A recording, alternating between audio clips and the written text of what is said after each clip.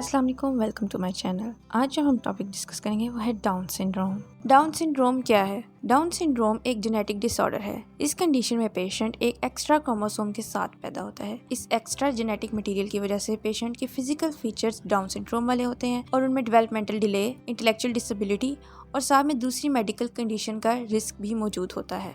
Types of down syndrome. Down syndrome की 3 types हैं। पहली टाइप है ट्राइसोमी 21। डाउन सिंड्रोम से अफेक्टेड पीपल में 95% ट्राइसोमी 21 टाइप पाई जाती है। Translocation down syndrome. Down syndrome से अफेक्टेड लोगों में से 3% लोग ट्रांसलोकेशन डाउन सिंड्रोम से अफेक्टेड होते हैं। Mosaic down syndrome. Down syndrome से अफेक्टेड 2% लोगों में मोज़ेक डाउन सिंड्रोम पाया जाता है।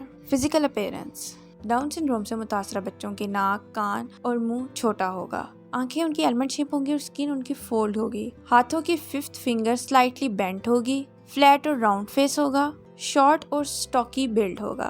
Health issues. डाउन सिंड्रोम से मुतासरा बच्चों में बहुत से हेल्थ इश्यूज पाए जाते हैं, जैसा कि congenital heart disease, gastrointestinal problem, coeliac disease, hearing condition, eye problem, thyroid condition और problem with memory. Treatment.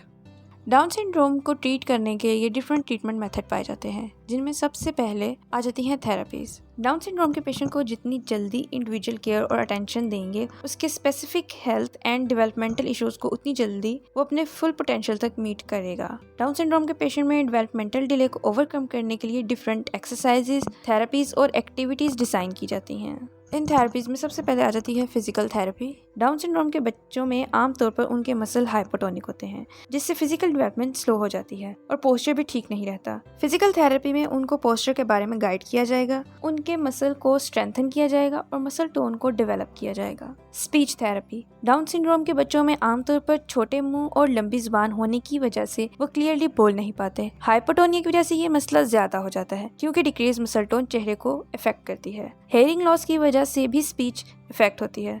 Speech therapy की वजह से डाउन सिंड्रोम से मुतासरा बच्चे अपने इन मसाइल पर काबू पा लेते हैं और उनको दूसरों के साथ कम्युनिकेट करने में आसानी होती है। Occupational therapy.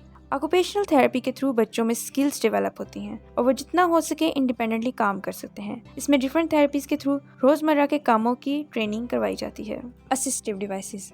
असिस्टिव डिवाइसेस का इस्तेमाल इस पर डिपेंड करता है कि डाउन सिंड्रोम के पेशेंट में किस तरह की फिजिकल, इंटेलेक्चुअल और डेवलपमेंटल डिसेबिलिटी है और कौन सी असिस्टिव डिवाइस उसके लिए हेल्पफुल होगी। जैसा कि जिनमें हेयरिंग का इशू हो वो हेयरिंग एड यूज़ करते हैं और जिनका आईसाइट का इशू हो वो ग्लासेस यूज़ करते हैं। प्रिस्क्रिप्शन। डाउन सिंड्रोम के पेशेंट्स में जो हेल्थ इश्यूज आ रहे होते हैं, बाज़ औक़ात वो मेडिकेशन के थ्रू ही मैनेज हो सकते हैं। उसके लिए उनको डॉक्टर्स मेडिसिन प्रिस्क्राइब करते हैं। सर्जरीज।